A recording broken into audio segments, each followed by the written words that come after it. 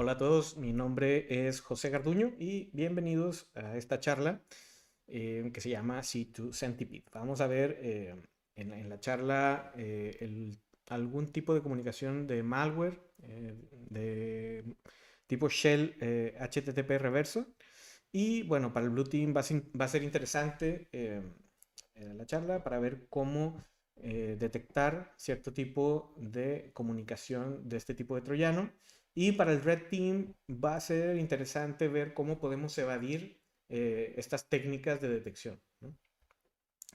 Entonces, bueno, pues empecemos. Mi nombre es José Garduño y trabajo para Dreamlab Technologies desde el año 2014. Empecé en la oficina en Chile y ahora me encuentro en las oficinas centrales aquí en Suiza. Básicamente me desempeño en el área de audit y hago pentest, red teaming y alguna investigación sobre seguridad también. He tenido la oportunidad de participar como conferencista en algunas conferencias en Europa y Latinoamérica principalmente. Bueno, pues empezamos. La agenda de hoy es los tipos de shell, una introducción así muy básica a bind y reverse shell. Vamos a ver las diferencias entre ellos. Vamos a ver el beaconing, lo que se llama beaconing, que es una propiedad de estos reverse HTTP shells. Y bueno, vamos a ver cómo el Blue Team los puede detectar y vamos a ver también cómo funcionan algunos software de tunneling y proxying de reverse HTTP. Y vamos a ver al final el concepto de C2 Centipede, que es esta herramienta que he desarrollado para poder evadir la detección. Vamos a tener obviamente algunos demos y al final la conclusión.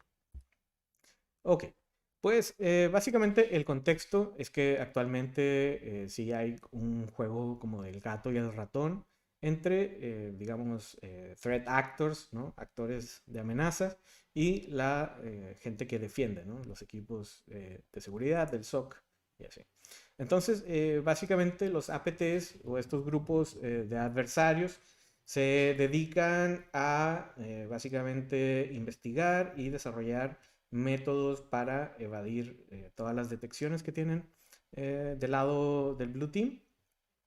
Y entonces el Blue Team, después, una vez que se detectan estas nuevas técnicas, tienen que actualizar, digamos, sus sistemas para poder detectar estas nuevas técnicas, ¿no? Y así entonces continúa indefinidamente este juego, ¿no? Y bueno, del lado del Red Team tenemos herramientas muy buenas para hacer este tipo de como emulación de actores de amenaza. Y bueno, tenemos herramientas como Metasploit, Empire, Silent Trinity y un montón de otras herramientas. Hay un proyecto que se llama C2 Matrix y bueno, básicamente ahí se listan un montón de software, de servidores de comando y control, de troyanos y ese tipo de cosas, ¿no? También, entonces, el equipo que defiende también han desarrollado herramientas para detectar estas herramientas de red teaming, ¿no? Entonces, en esta charla vamos a hablar de cómo evadir la detección en la red.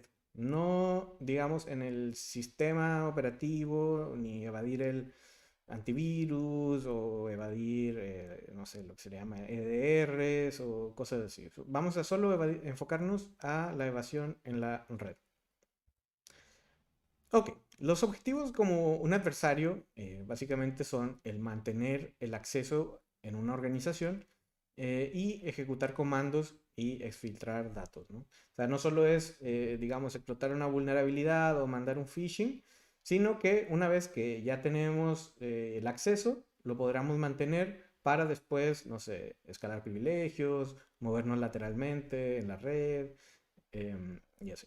También necesitamos una infraestructura de comando y control que sea resiliente, entonces que no sea tan fácil de encontrar, por ejemplo, para el equipo que defiende y que incluso aunque sea descubierta, no la puedan, por ejemplo, o bloquear o, claro, bajar de alguna manera, ¿no? También es bueno mantenernos, digamos, anónimos, lo más anónimo que podamos. Estos son los tipos, este es un pantallazo, por ejemplo, de los reverse y bind shells de Metasploit. A la izquierda vemos los reverse shells. Vemos que hay un montón para un montón de plataformas, de protocolos y así, ¿no? Entonces, por ejemplo, tenemos, no sé, Windows reverse HTTP, Windows reverse TCP y así, ¿no? Y también tenemos bind shells del lado derecho. Esto solo para mostrar la gran cantidad de opciones que tiene, por ejemplo, una herramienta como Metasploit, ¿no? Entonces, ahora veamos de los bind shells, cómo funciona un bind shell, ¿no? A shell nos referimos como cuando ya tenemos, digamos, ejecución de comandos en una víctima, ¿no? Entonces, el bind shell funciona básicamente una vez que la víctima ejecuta, digamos, se le mandó un phishing y ejecuta el ejecutable que se mandó o un documento con malware o, por ejemplo, se explotó una vulnerabilidad, ¿no? Entonces, se logra tener una bind shell. La bind shell lo que va a hacer es abrir un puerto en ese equipo y va a esperar a que llegue una conexión y el atacante en esa conexión va a decir qué comandos quiere ejecutar y básicamente se le va a regresar la salida de esa ejecución y listo, ¿no? Entonces no genera tanto ruido, sino solo cada vez que el atacante quiere ejecutar algo, pues ahí se puede conectar, ejecuta y listo. Un reverse shell, al contrario del bind shell, el atacante es el que va a abrir el puerto. Entonces es la víctima la que se tiene que conectar al atacante. ¿Por qué se hace esto así? Es porque en la mayoría de las veces la víctima va a estar dentro de una red nateada, por ejemplo, o detrás de un firewall, lo cual hace que el atacante no pueda llegar directamente al equipo de la víctima. Pero por lo general, la víctima sí va a tener acceso hacia Internet. Entonces es más fácil que la víctima salga por su NAT que el atacante llegue a la víctima, ¿no? Entonces ahí va a depender del caso, no sé, si es un servidor que se puede acceder directamente desde fuera, o sea, desde Internet, y no sé, no hay un firewall que no bloquee, no sé, un puerto, otro puerto, pues ahí podrías utilizar un bind shell, ¿no? Pero si en realidad es una máquina, no sé, de un usuario que está dentro de la red de usuarios, pues ahí lo mejor sería utilizar, por ejemplo, un reverse shell que pueda salir a través de esa red corporativa, por ejemplo, hacia un VPS del atacante. Entonces aquí hay algunos ejemplos de cómo hacer muy básicamente un bind shell y un reverse shell. Pues el bind shell con el mismo netcat NC, por ejemplo, -L, pones el puerto, -E, qué programa o qué ejecutable quieres, digamos, atachear a este puerto. Y una vez que el atacante se conecte a ese puerto, pues se va a ejecutar el CMD y ya puede interactuar con el CMD directamente. En el caso del reverse shell, pues se le pone básicamente NC-E, igual que el otro, y luego se le da digamos, la IP y puerto donde el atacante ha abierto ese puerto que escucha, ¿no? Entonces, cuando la víctima, en este caso, se conecta al servidor del atacante, manda directamente el acceso para el CMD o el bash. Entonces, sobre los tipos de shells reversos, tenemos, por ejemplo, no sé, algo muy básico puede ser una conexión de TCP muy simple. Por ejemplo, acá bash, ese comando de bash lo que hace es que todo, digamos, la entrada que viene de esa conexión que se estableció con la IP 6666 y el puerto 7777, la va a mandar como si fuera la entrada a bash y el output de este también va a salir hacia esa conexión TCP. Entonces, el input va a llegar de esa conexión y el output va a salir por ahí, ¿no? Entonces, lo que pasa para el atacante es que va a tener básicamente una consola donde puede ejecutar comandos como si estuviera en la computadora de la víctima. Y después también tenemos los shells de reverse HTTP, ¿no?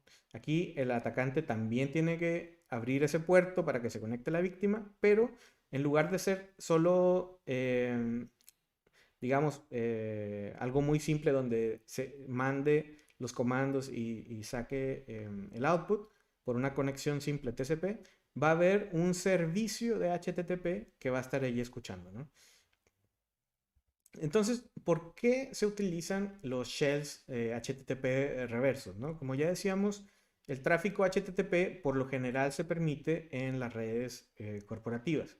También hay mucho tráfico con el cual te puedes mezclar y hay diferentes tipos de contenido donde puedes tú poner la comunicación de tu comando y control y pues la puedes esconder, ¿no? También hay técnicas como el domain fronting, que básicamente lo que te permite es esconder cuál es el destino real de la comunicación, ¿no? Entonces va a ser más difícil para el equipo azul, el Blue Team, detectar hacia dónde van realmente las conexiones. Vamos a hablar más de esto más adelante. Aquí vemos específicamente cómo funciona el reverse shell de Metasploit, HTTP, ¿no? Entonces lo que tenemos del lado derecho es básicamente el Meterpreter, que es el troyano de Metasploit. Y del lado izquierdo vamos a tener el handler de Metasploit, que es básicamente el servidor que recibe las conexiones de estos Meterpreters, ¿no? Entonces, ¿cómo funciona? Es que básicamente este troyano va a hacer comandos HTTP GET, o sea, va a hacer requests GET cada 10 segundos, ¿no? Entonces, lo que hace el troyano es decirle al servidor de Metasploit, al handler, oye, ¿tienes algún comando que quieras que ejecute? Entonces, el servidor le dice, no, la verdad no tengo nada que quiero que ejecutes. Entonces pasan 10 segundos y el troyano vuelve a preguntar, oye, ¿tienes algo para ejecutar? Entonces, si no tiene nada, pues le va a decir igual, oye, no, todavía no tengo nada. Entonces, por ejemplo, acá en esta línea del tiempo, cuando llega el atacante y dice, ok, quiero que ejecutes este comando, por ejemplo, who am I, ¿no? Entonces, la próxima vez, después de 10 segundos después, va a llegar el troyano de nuevo y va a decir, oye, ¿tienes algo que quieres que ejecute? Y el troyano, digo, el servidor este le va a decir, oye, sí, pues mira, tengo este comando que quieres que ejecute porque el operador me dijo, ¿no? Entonces, una vez que llega esto al meterpreter al troyano, se va a ejecutar y la salida del comando se va a mandar en un post, en un request de tipo post a el handler, ¿no? Y ahí, bueno, por lo general el operador tiene una consola donde salen los comandos eh, de los meterpreter. Y bueno, aquí tenemos el código ya específicamente de un troyano de meterpreter de Python, donde podemos ir ya más profundamente, ¿no? Básicamente acá lo que hace es que cada vez que se conectaba y no había algo que el servidor quería que ejecutara este troyano, pues lo que pasa es que empieza a aumentar el intervalo entre cada request, ¿no? Entonces, la verdad que no es siempre cada 10 segundos, sino que empieza con 100 milisegundos. Entonces, el intervalo entre cada request get del troyano hacia el handler son cada 100 milisegundos. Pero cada vez que le dicen que no hay nada para ejecutar, lo va aumentando 100 milisegundos más. Y así va creciendo el intervalo entre requests hasta que llega a 10 segundos. Y entonces, una vez que llega a 10 segundos, se mantiene así. Entonces, aquí se genera básicamente un patrón de comunicación que es muy fácil de detectar, porque tienes, digamos, un request que es muy corto Solo, oye, ¿tienes algo para mí? No, ya. Eso se va a repetir cada 10 segundos durante, pues, durante que el troyano esté despierto. Y bueno, acá tenemos, puse unos links para el código del meterpreter de Python, de Java y en C, pero son básicamente, digamos, usan el mismo algoritmo de acá para ir creciendo ese intervalo, ¿no? Y bueno, recordar que el handler, ese servicio que tiene Metasploit para recibir las conexiones de los meterpreters, también son básicamente un servidor web con una lógica, ¿no? Una lógica que recibe las conexiones de los troyanos, de las víctimas, y que, bueno, le dice, oye, tú tienes que ejecutar esto, tú tienes que ejecutar esto otro, y va recibiendo los resultados y los va desplegando a el operador del Metasploit. Entonces, obviamente, también, como es una aplicación, se pueden encontrar vulnerabilidades aquí, ¿no? Entonces, en el 2019 descubrí y reporté esta vulnerabilidad con ese CVE que sale ahí, que es básicamente lo que se le llama un Catastrophic Regex Backtracking, donde básicamente cuando puedes controlar los dos lados de una operación de expresiones regulares, puedes hacer, digamos, una búsqueda muy intensiva, ¿no? Y bueno, básicamente lo que puedes hacer acá es consumir 100% de los recursos del procesador.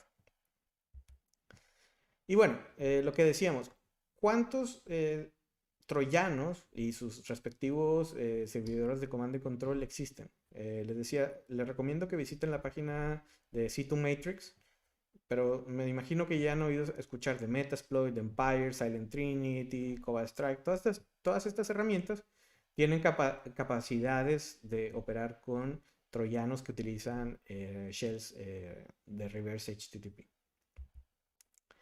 Entonces, las herramientas del Blue Team para detectar este tipo de comportamientos, hay una que se llama Rita, que es básicamente detecta los beaconings, ¿no?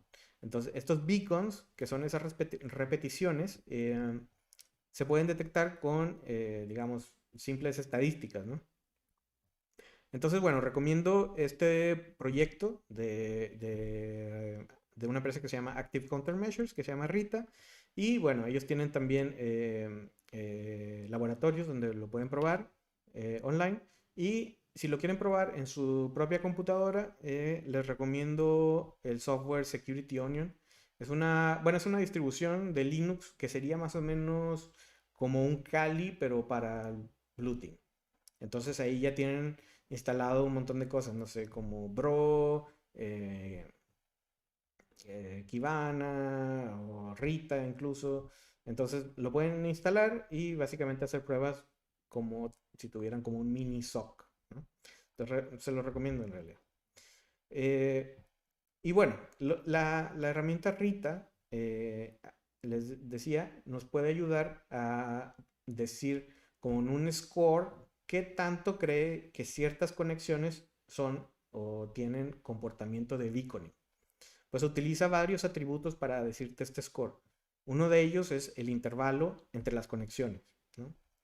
Rita funciona, digamos, con respecto a las conexiones, no ningún protocolo en específico ni nada, ¿no? Entonces tú le pasas un pickup o los logs de Bro y hace un análisis de conexiones entre pares de host. em, y bueno, analiza el intervalo de las conexiones, el número de conexiones. Por ejemplo, digamos, ok, ya, tienes conexiones cada 10 segundos. Ya dijimos esto, pues es un comportamiento de beacon. Pero solo hubo 3 conexiones. Entonces, pues eso le baja el score a ese par de hosts, ¿no? También el dato, digo, el tamaño de los datos, por ejemplo, lo que decíamos, el beaconing en realidad es solo para preguntar, oye, ¿tienes algo? No. Oye, ¿tienes algo? No. Entonces, son, digamos, más pequeños. Entonces, también toman en cuenta, Rita, este, este dato, ¿no? Y bueno, que son independientes de protocolo, entonces no importa si tienes no sé, un troyano que utiliza DNS, o si utiliza DNS por HTTP, o que utiliza solo HTTP, o que utiliza FTP para comunicarse, o lo que sea. Siempre que esté, digamos, haciendo beaconing, no importando el protocolo, esta herramienta lo puede detectar. Lo que me interesó a mí es que la herramienta se enfocaba en pares de IP, porque por lo general así funciona el malware, ¿no? O los operadores lo hacen el setup de esta manera, donde tú mandas un troyano y este troyano se comunica con un servidor de comando y control, solamente uno. Entonces, este análisis que se hace acá se enfoca en los pares de IP, ¿no? Entonces tienes un, un equipo que se está conectando hacia un servidor de comando y control, ¿no? Entonces analiza toda la comunicación entre ellos dos y te puede decir, ah, mira, ¿están haciendo beaconing o no? Entonces, básicamente, esto me llamó la atención bueno, para decir, oye, tal vez tenemos varias posibilidades para evadir esta detección.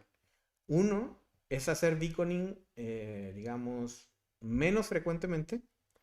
Y la otra es modificar digamos, las direcciones de destino eh, con las que se comunica el troyano. No solo tener un servidor de comando y control, sino tal vez tener pivotes donde tú mandes allí el beaconing y que de ahí se mande a tu servidor de comando y control. Entonces, ya con estas dos estrategias, después fue básicamente averiguar dónde puedo conseguir muchas direcciones de IP para utilizar como pivotes para nuestro servidor de comando y control.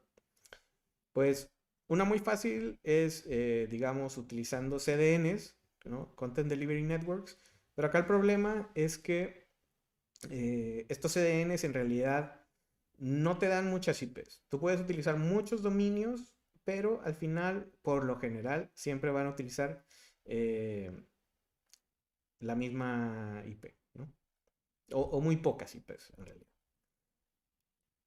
Entonces la otra alternativa era utilizar proxies de HTTP y TCP reversos.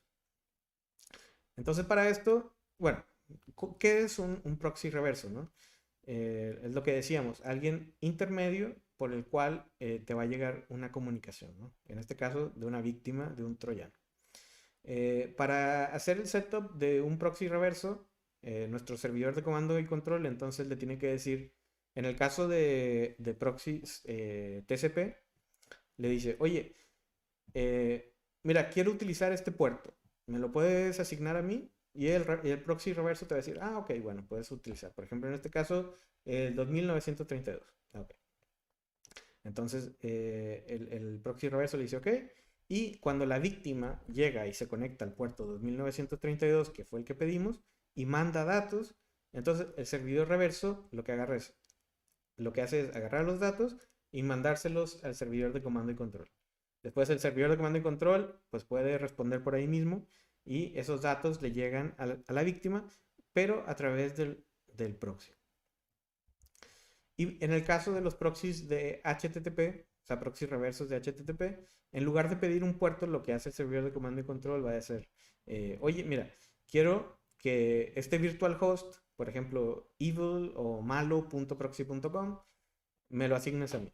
¿Ya? Entonces, el proxy, cuando le llegue una petición de HTTP con este host, como de malo.proxy.com, entonces se lo va a pasar al servidor de comando y control, que es el que lo había pedido, y este servidor de comando y control pues puede responder y le llega la respuesta a la víctima.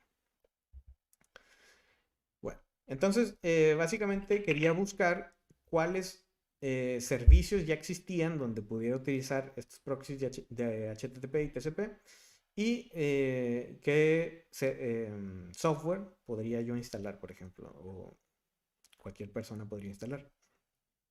Entonces, bueno, encontré varios, localhost.run, que es básicamente como un servidor donde puedes hacer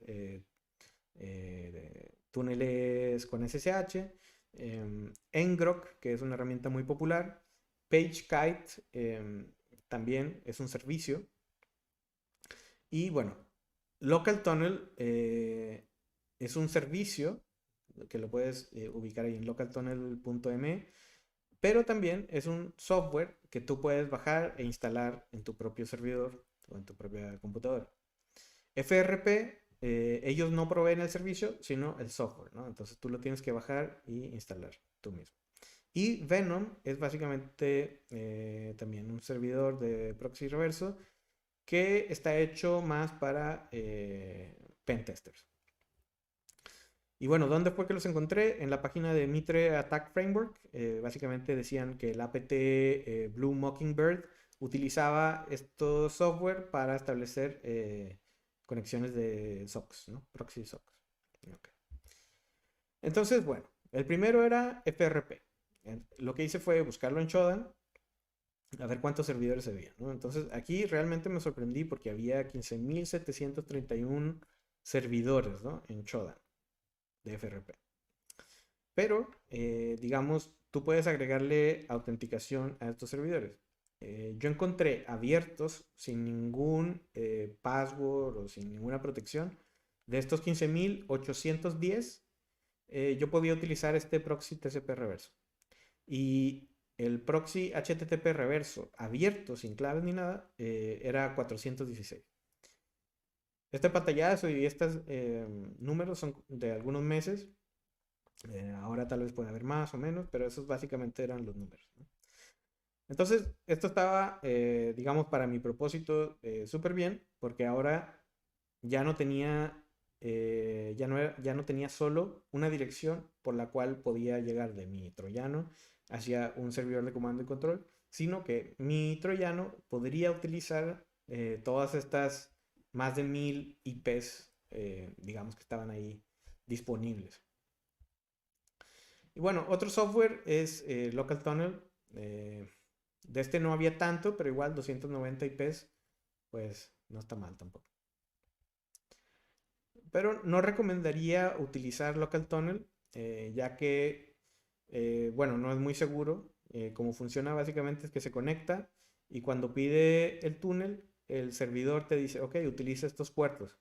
Después el cliente de Local Tunnel se conecta a estos puertos, pero no utiliza ninguna autenticación. Entonces, si tú haces, por ejemplo, un nmap a algún servidor de Local Tunnel, vas a ver ahí muchos puertos abiertos, ¿no? Entonces, cualquier persona se puede conectar y robarse los túneles de alguien más. Entonces, bueno, como información, ya está ahí, ¿no? Y bueno, ahora queríamos hacer algo diferente completamente de cómo se comunicaba normalmente Metasploit o Empire o lo que sea, ¿no? Entonces, para esto hice una herramienta que se llama C2 Centipede.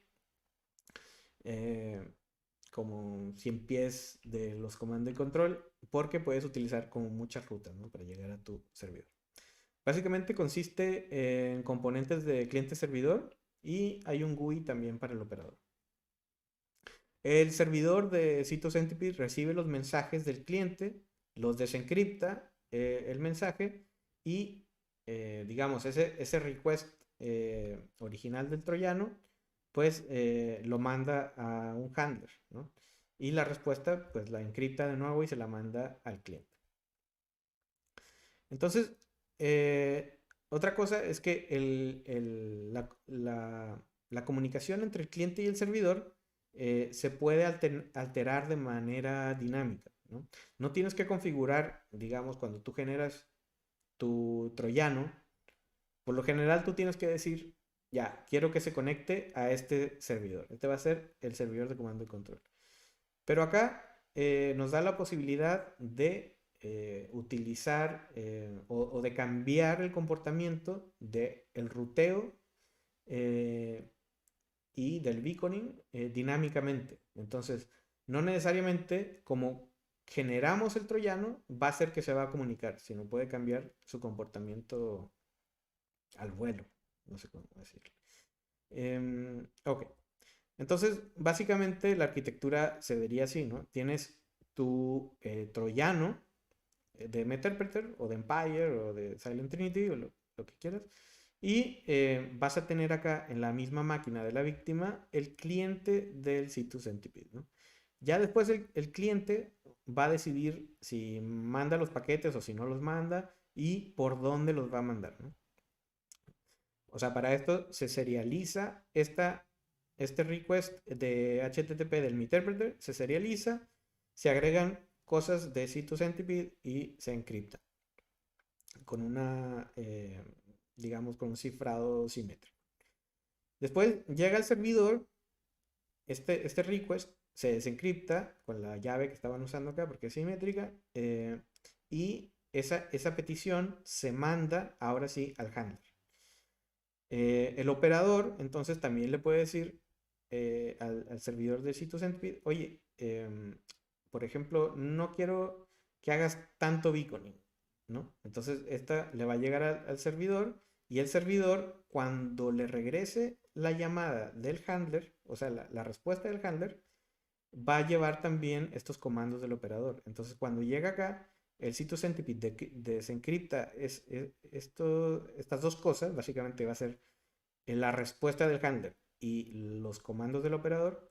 Llega acá, entonces aplica internamente los comandos del operador y regresa la respuesta hacia el troyano, ¿no?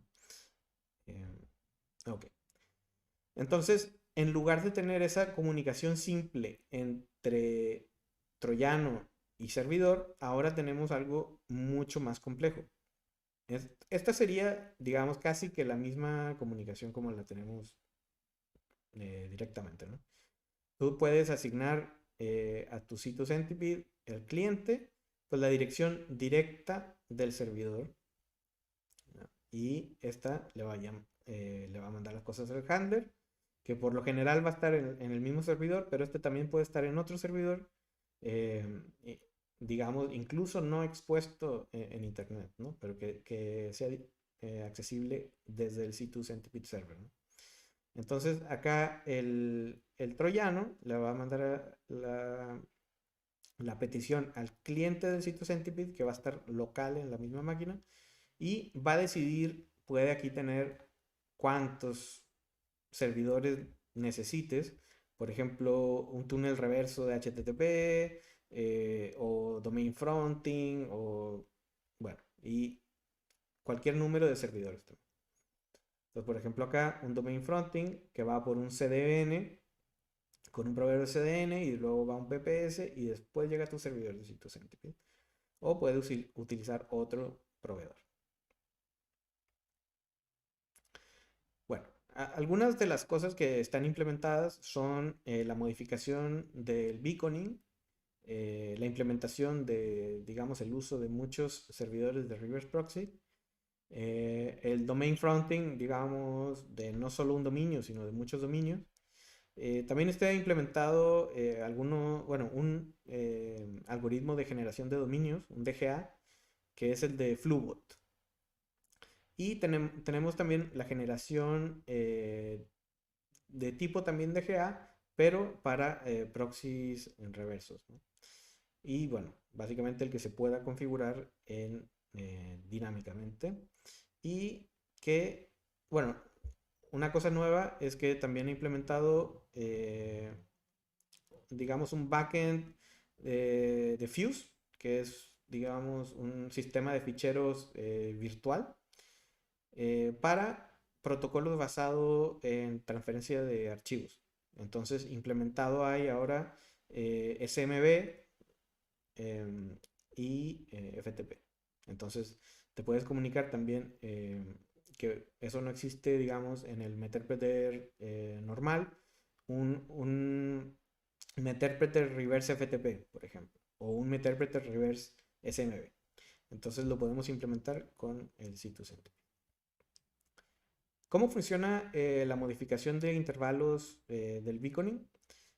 Básicamente, nosotros sabemos cómo se ven los requests del Meterpreter, porque el Meterpreter nos lo va a mandar al cliente C2Centipede, y sabemos cómo es que responde el handler cuando no tienen nada que decir, o sea, cuando no tiene nada que el cliente tenga que ejecutar, ¿no? Ese es un response, digamos HTTP 200, que dice, oye, no tengo nada que hacer. Entonces, el operador puede decir, oye, por ahora no quiero que me mandes nada de comunicación porque estamos en modo ninja. No quiero que mandes nada. Entonces, el Meterpreter va a seguir mandando requests cada 10 segundos. Pero ahora esos requests están yendo hacia el cliente del sitio Centipede que está en la misma máquina. Entonces, el cliente puede emular esas respuestas del handler. Entonces ya la comunicación no tiene que salir. Entonces, esto va a hacer que el Meterpreter siga vivo, porque por lo general, una vez que el Meterpreter no puede conectarse hacia el servidor, muere, digamos. Entonces, esto lo va a dejar vivo y vas a poder, digamos, mandar la comunicación del servidor de comando y control en algún otro momento. Y bueno, para el uso de los proxies, lo que básicamente tiene es el cliente y el servidor tienen un algoritmo de DGA para cual el operador puede decirle al cliente, oye, vamos a utilizar esta nueva IP, que es una IP que tiene un proxy reverse HTTP. Entonces, el cliente y el servidor, con solo la IP, generan un virtual host. Entonces acá tiene, por ejemplo, news.biohub.io. Entonces, cuando, cuando el sitio Centipede del operador agrega una nueva IP por proxy, al proxy le va a pedir, oye, genera internamente genera este nombre y le dice, oye, todo lo que te llegue con este nombre, por favor, mándamelo a mí. Entonces, el cliente también tiene ese mismo algoritmo. Entonces, ya cuando manda la petición, ya sabe hacia qué host virtual la tiene que mandar. En este caso es este. Entonces, por ejemplo, esta IP 8 punto algo te genera este nombre, ¿no? Y siempre te va a generar el mismo. Y esta, que es otra, que también empieza con 8, pero es otro IP, pues genera este otro dominio. Y así, ¿no? Por ejemplo, esta que empieza con 45, mail.officespace.io. Ok, el domain fronting, básicamente el domain fronting abusa de la manera en que el ruteo en los CDNs se hace, ¿no? Entonces, tú puedes mandar un request de HTTPS que, digamos, si lo ves por afuera, dice, oye, esta petición, digamos, en el campo SNI del TLS, dice, esta petición va hacia, no sé, la tienda de libros que yo utilizo. Pero en realidad, esa tienda de libros, digamos, Amazon.com, está hosteada en un proveedor de CDN, ¿no? Eh, entonces, si tú también te abres una cuenta en ese mismo proveedor y si el proveedor soporta, digamos, este tipo de comportamiento, puedes abusar del hecho de que dentro, digamos, de esa capa de TLS, dentro va el request HTTP y la cabecera host de este request HTTP no es igual al campo SNI, no dice amazon.com, dice hacker.cdn.com. Entonces, el CDN cuando recibe esta petición, puede ver el contenido y ve que el host es otro y entonces manda la petición hacia ese otro servidor. Esto se hizo al principio, digamos, este comportamiento para evadir, digamos, la censura, ¿no? En algunos países. Pero después hubo muy mal uso y se utilizó para hacer este tipo de, digamos, esconder el tráfico malicioso. Entonces, para la herramienta tú puedes utilizar este tipo de sintaxis poniendo fronted, después el dominio, digamos, falso por el cual quieres tú hacer el fronting. Entonces, un dominio que esté hosteado en el mismo CDN. Y después acá pones ya tu, digamos, tu host que te fue asignado en ese CDN. Entonces puedes utilizar muchos y al final van a acabar en tu servidor de comando y control. Después, el algoritmo de generación de dominios, decíamos que era el de Flubot.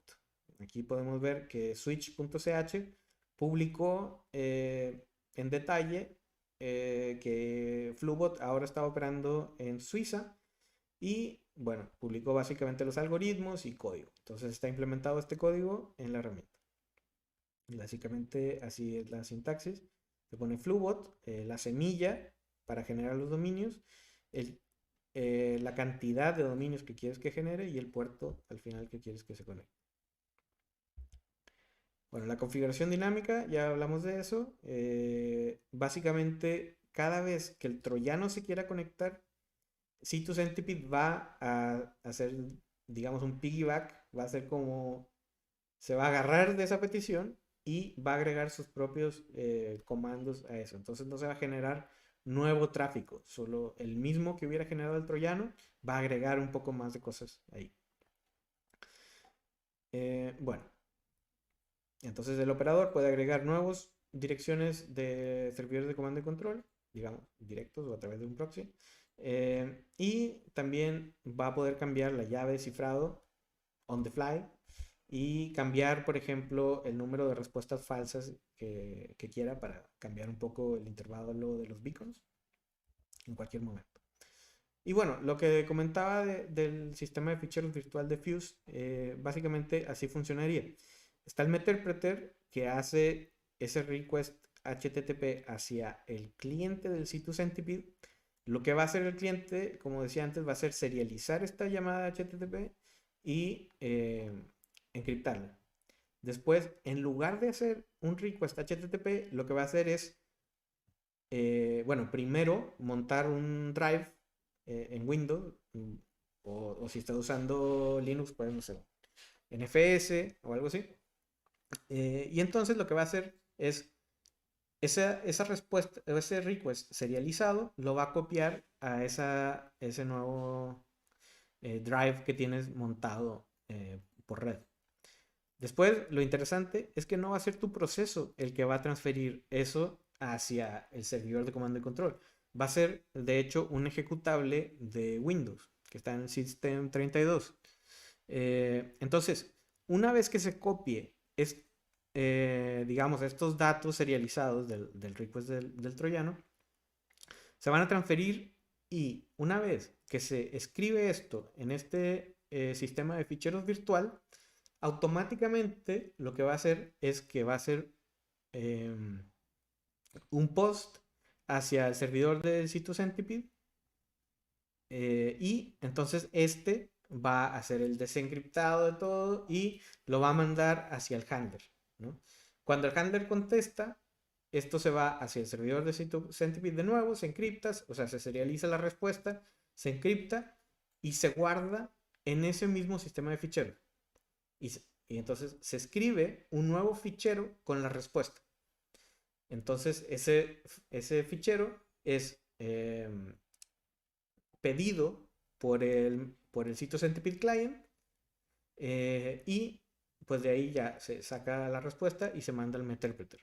Entonces lo que tienes acá es básicamente tu troyano que manda una comunicación HTTP hacia otro ejecutable y luego el ejecutable solo copia ficheros y estos digamos, se transfieren por otro proceso que es un proceso de Windows. Entonces, implementados están SMB y FTP. Entonces, el cliente de C2Centipede puede utilizar estos dos protocolos. Ok. Para la operación, básicamente lo que se tiene que hacer primero es, digamos, hacer el setup de tu handler en Metasploit, como normalmente lo hagas.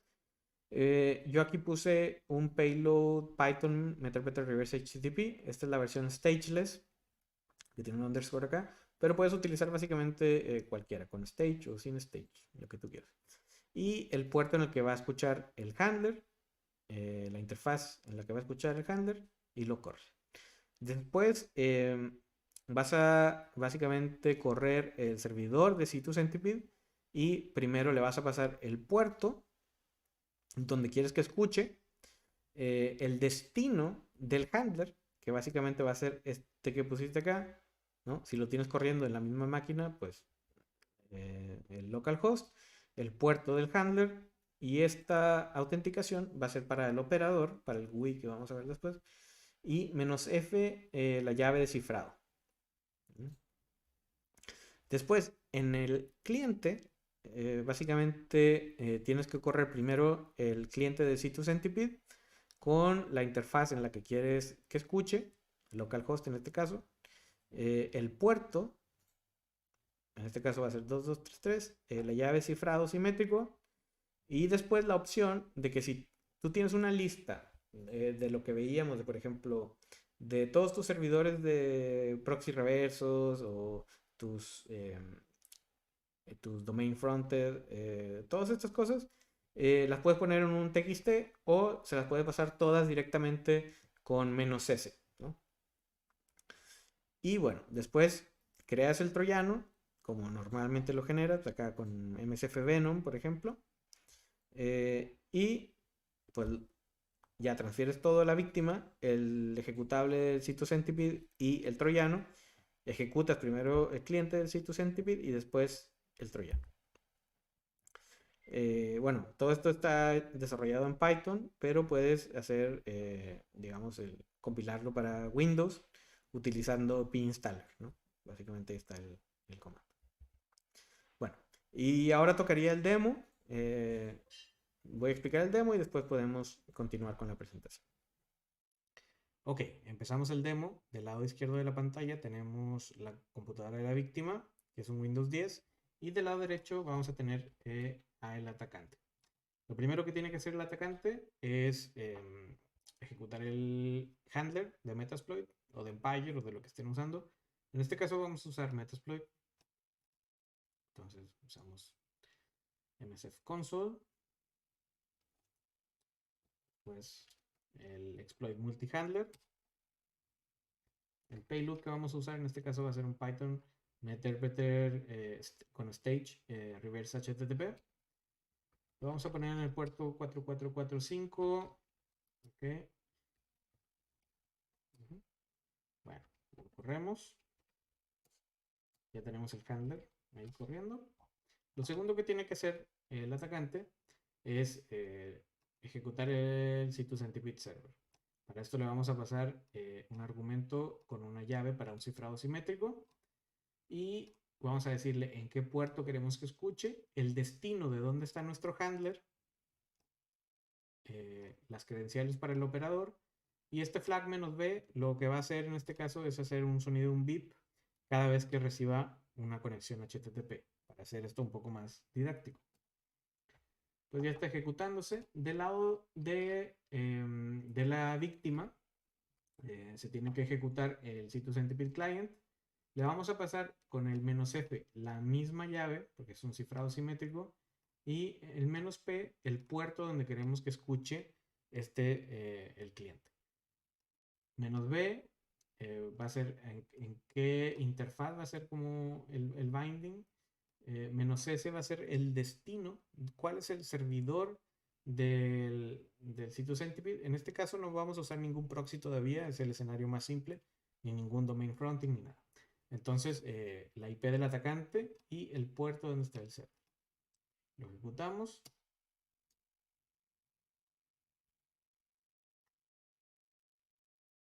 Ya está ahí funcionando.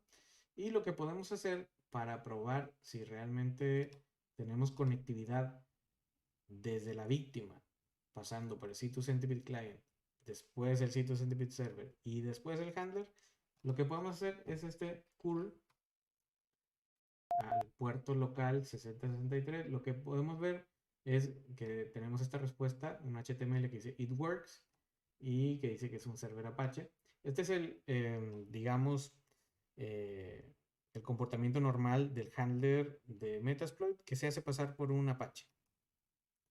Entonces, bueno, ya vemos que llegamos.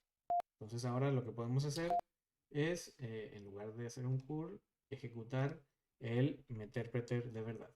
Entonces yo aquí tengo un meterpreter que generé con MSF Venom.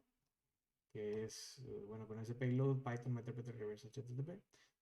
Entonces ya lo voy a ejecutar.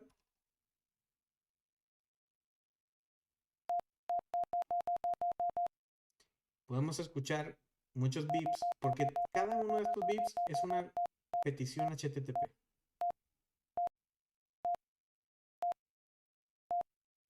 ¿Okay?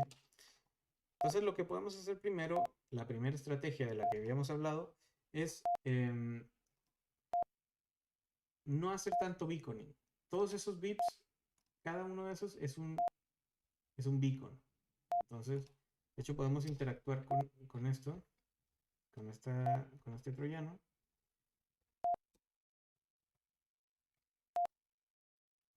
El timeout lo vamos a poner en 200. Y estamos viendo, de hecho, el beacon muy claro aquí, que se va alargando cada vez, que no tiene ningún comando.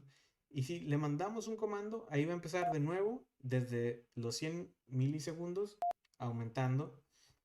Entonces vamos a ver que se acelera. Entonces ahí le mandamos un comando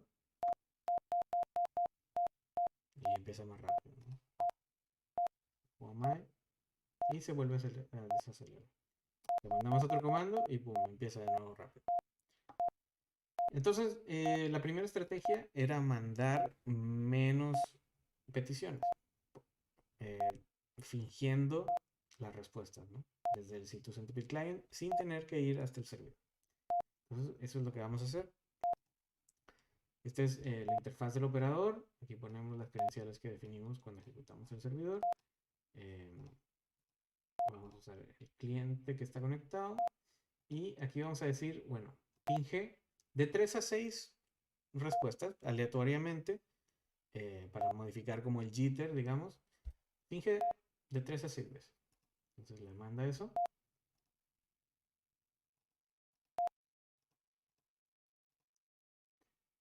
Y acá podemos ver, ha fingido una vez, ha fingido dos veces, fingió la tercera y ahora sí va a salir el paquete. Y ahí. Entonces, por ejemplo, podemos ver acá cómo estaba este patrón del beaconing como bien claro y ya lo estamos modificando.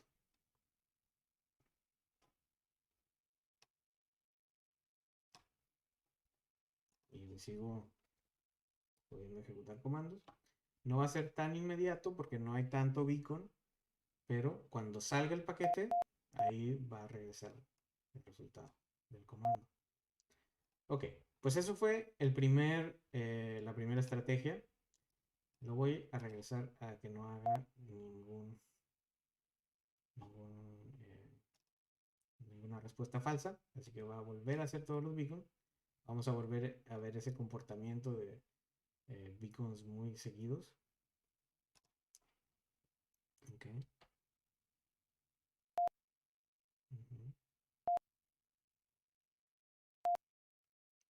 ya vemos esto. Ejecutamos de nuevo un comando y vemos que hay mucha comunicación. Entonces la segunda estrategia era utilizar proxies. Entonces, por ejemplo, acá vamos a cerrar esto que tenía.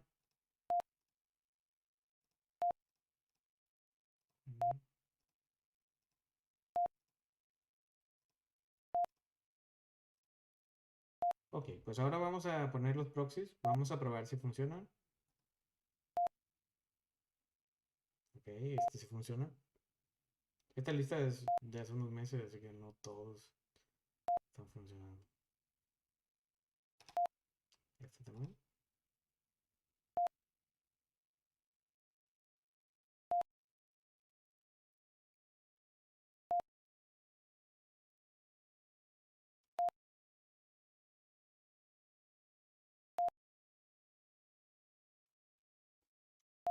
Ok, pues entonces seleccionamos puerto 80 para este, un reverse HTTP.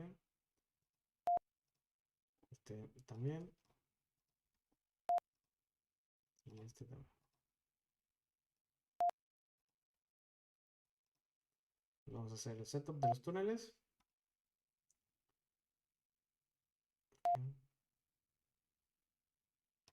que ya estaban puestos. Los podemos cerrar. Y podemos enviar los servidores. Ahí se agregaron.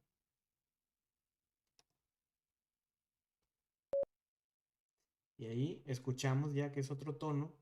Es porque ese request fue a través de otro servidor. Cada IP genera un tono diferente.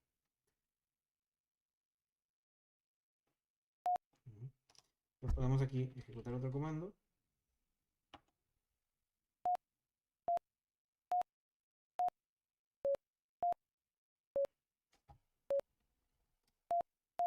Y podemos ver que cada request sale a través de un servidor diferente.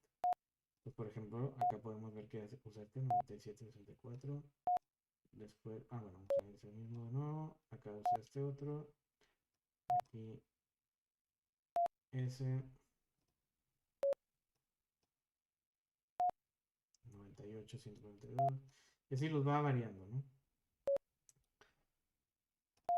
Recordamos cada tono diferente es una IP diferente. Entonces podemos usar las dos estrategias a la vez. Entonces va a fingir de 1 a 3 veces, pero también va a salir por diferentes lugares.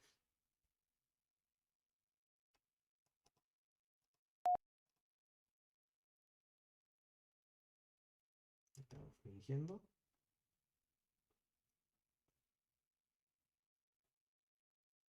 Ahora sí va a salir. Y va a fingir de nuevo 2 veces solamente. Ahora sí va a salir.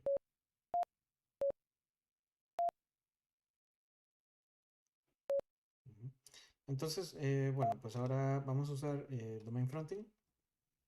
Adicionalmente a esos 3 proxies que ya tenemos, vamos a usar send multiple servers. Y aquí vamos a mandarlos con este formato, fronted. Después el dominio, que yo no tengo control de esos dominios, pero están hosteados en el mismo CDN donde yo tengo una cuenta. Ok. Entonces voy a mandar estos 4. Ok. Entonces la próxima vez que llegue este request al server, va a regresar esos servidores. Aquí ya los agregó.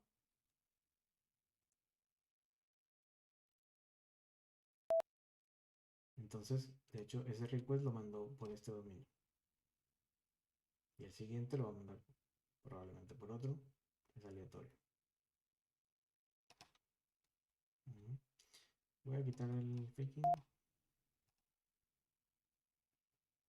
Por ejemplo, este lo mandó por el servidor original.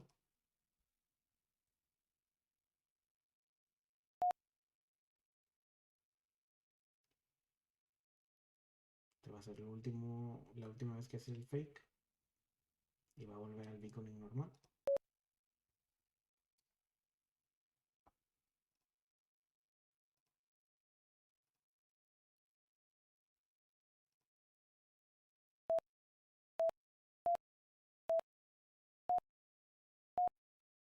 Entonces podemos ver por dónde manda los requests. Entonces esto lo mandó a través de ese dominio. Este lo mandó a través de este otro.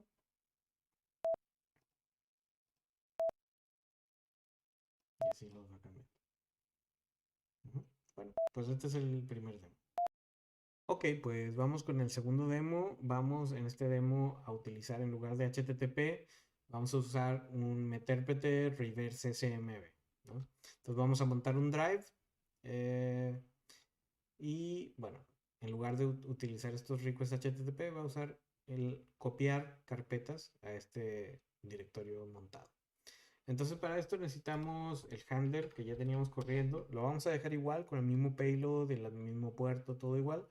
Y el C2Centipede Server también todo igual.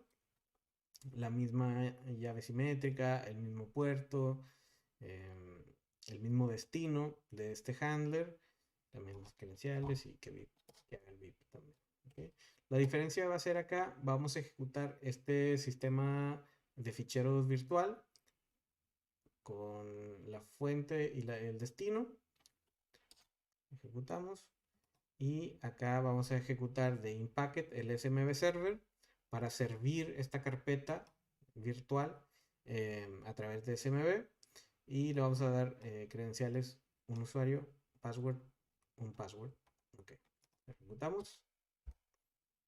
Ahí está.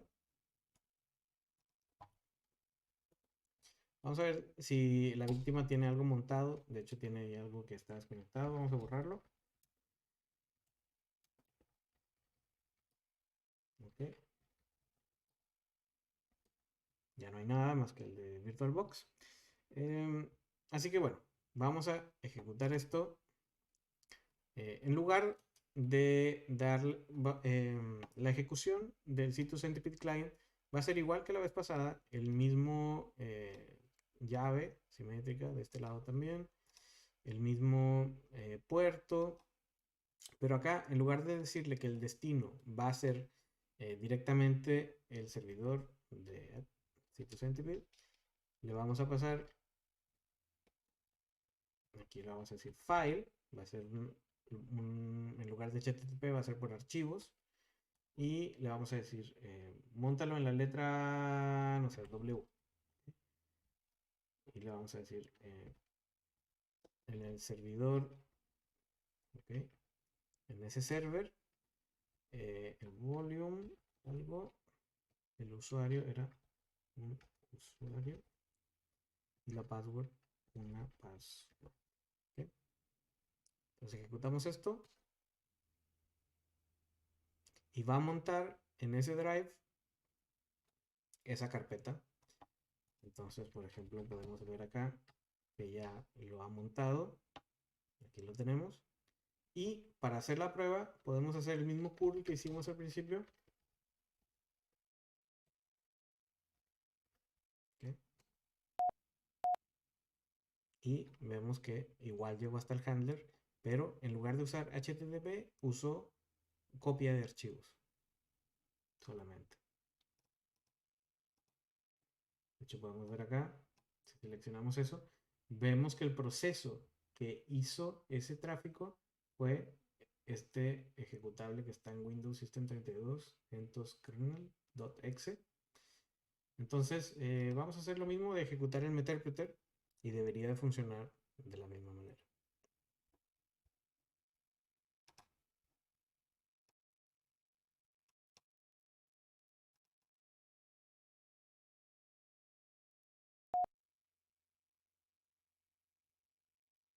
Ahora como está en modo debug, está imprimiendo todos los paquetes.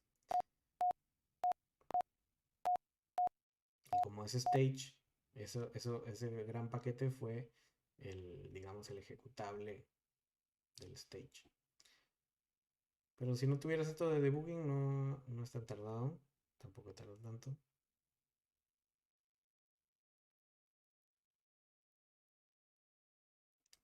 Podemos ver el tráfico que se está generando. Es exclusivamente SMB.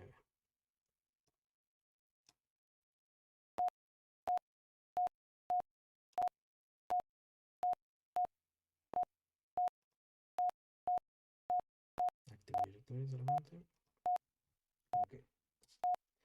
Entonces tenemos la sesión número 2.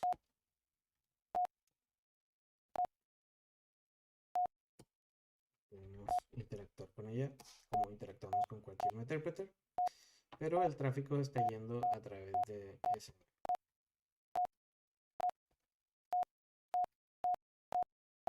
Entonces podemos usar el mismo delay que utilizamos en el primer ejemplo, eso de hacer los fakes responses. Podemos utilizar lo mismo, solo utilizando un protocolo diferente. El comportamiento del bitcoin es igual, porque Meterpreter no se da cuenta de que no está yendo a través de HTTP, sino entonces podemos verlo acá, el tráfico.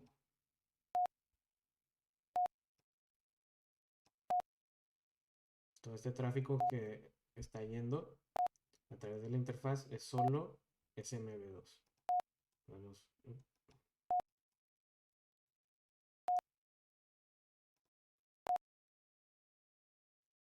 Podemos ver que el contenido del tráfico es esto, que está cifrado. Estos son los archivos que transfiere y están pues todos utilizando ese cifrado simétrico.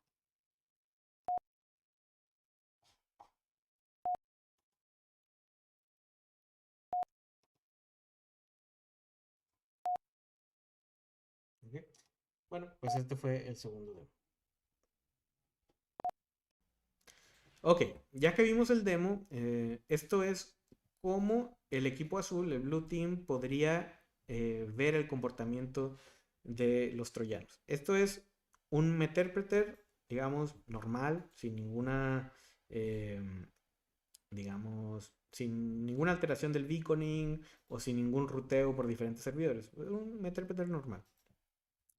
Vemos que al inicio hay muchas llamadas, porque decíamos que primero empieza con 100 milisegundos y después va aumentando el intervalo.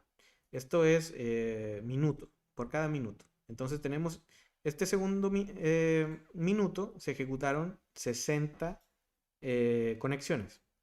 Después fue bajando y se ejecutaron ya, digamos, 6 conexiones por cada minuto. Decíamos, una cada 10 segundos, ¿no? Entonces tenemos esta línea así. Entonces esto es muy fácil porque cada minuto se están ejecutando o cada 10 segundos se ejecuta una petición HTTP. Esto es muy fácil de detectar.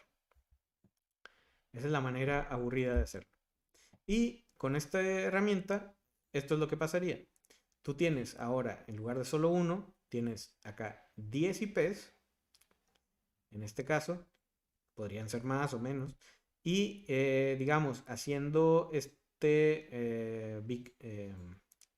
esta respuesta falsa, digamos, alteramos el beaconing, entonces ya no vemos que tiene tantas llamadas, ¿no? Acá veíamos 6 por cada minuto, por ejemplo. Ahora ya no hay ninguna que llegue al 6 minutos. Y en esta veíamos 60, por ejemplo. Ahora son un poquito como unos 30, pues. Entonces, alterando la frecuencia del beacon y, digamos, agregando más host, podemos ver que la primera petición se hizo este host rosa, después uno azul, luego uno amarillo, luego uno verde, naranja y así, ¿no? Entonces, ya no es un patrón que sea para el equipo azul tan fácil de detectar y para Rita también. Entonces, de esta manera, esto fue un ejemplo muy básico y muy corto, es como media hora, pero básicamente prueba el concepto de la herramienta. Y bueno, ya como conclusión, sabemos que la detección de beaconing no es la única técnica para threat hunting, por ejemplo, pero es una que el equipo azul debería de estar haciendo. La otra cosa es que si utilizas 1000 servidores, por ejemplo, entonces tal vez puedas evadir la detección por beaconing, pero te van a encontrar porque hay un host saliendo hacia 1000 servidores, que tampoco es un comportamiento normal. Entonces lo que tienes que hacer es balancear, ¿no? Entonces también si tú modificas tu beaconing para que sea, digamos, periodos más largos y evitar la detección, pues entonces te va a bajar un poco la interactividad, ¿no?